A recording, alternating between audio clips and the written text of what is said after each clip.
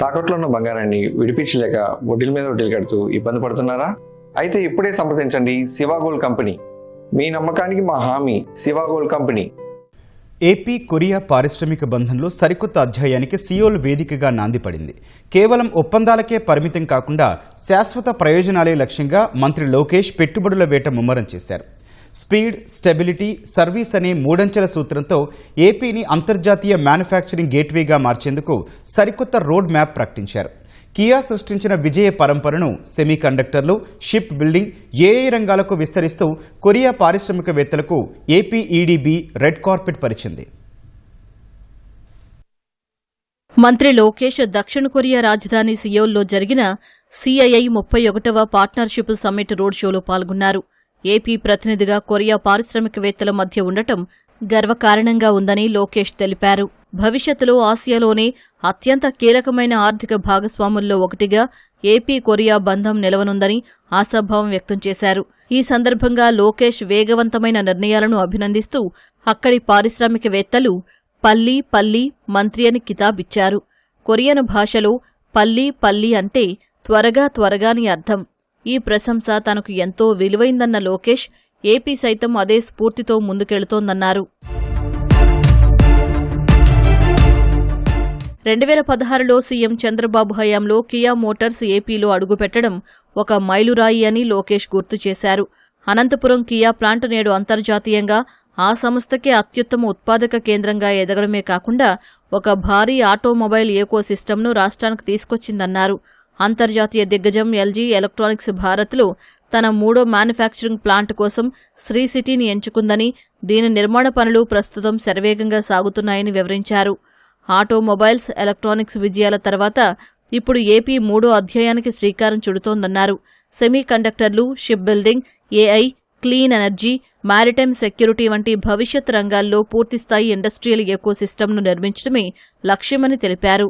Andhra Pradesh will give you land as an equity. You build it to the specifications of the Korean companies. Small, medium, large, mega companies to their specifications. We have a mechanism like Sri City does. They have their own regulatory mechanism where even permissions can be given by themselves. So they don't need even involvement of government. We said we'll extend the same opportunity to the Korean companies also. So I think this should definitely kickstart things better. We have about 40 Korean companies now in Andhra Pradesh. I have to take it to about 1,000 companies, both S, small, medium and large. One thing we're used to is tough targets and we will deliver. So you will see that change come. Bharat, దక్షిణ Korea ద్వైపాక్షిక వాణిజ్యం ప్రస్తుతం $27 billion ఉండగా 2030 నాటికి దానిని $50 billion చేర్చాలని ఇరు దేశాలు జాయింట్ స్ట్రాటజిక్ విజన్ను ఆమోదించాయని లోకేష్ గుర్తు చేశారు.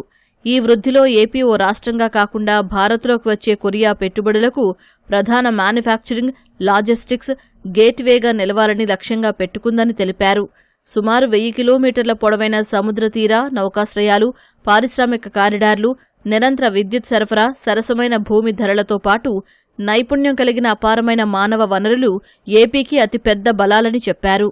Building 22 clusters. Now we have an automotive cluster, renewable energy cluster, ingot wafer manufacturing cluster, and electronics of course. What does it mean? A cluster means what are all the verticals that come into making the ecosystem. Now all of us like to make the end product, which is your Samsung phone or your iPhone or your LG phone. But then it requires close to about 1,000 suppliers to create that end product. So when I met any company during this visit, also trying to steal their entire contact list to identify all the suppliers to that particular company. Second is the horizontal, exactly what you said, education, skilling, testing and certification. Now I must really give a lot of credit to Sri City because we just launched the Sri City International University. Like you learn in the university, you study, then you go work in the industry for X amount of months, then you come back and again learn, and then you graduate. So I think they have a fantastic model. It will be a fantastic model, I believe, for the entire nation, and we are piloting it first in India. నవంబర్లో ఏపీలో ప్రతిష్టాత్మకంగా నిర్వహించే CII partnership సమ్మిట్కు రావాలని Korean పారిశ్రామికవేత్తలను మంత్రి లోకేష్ ఆహ్వానించారు. Korean సాంకేతిక నైపుణ్యం, AP విస్తృత సామర్థ్యంతో కలిస్తే అద్భుతాలు సృష్టించవచ్చని పిలుపునిచ్చారు.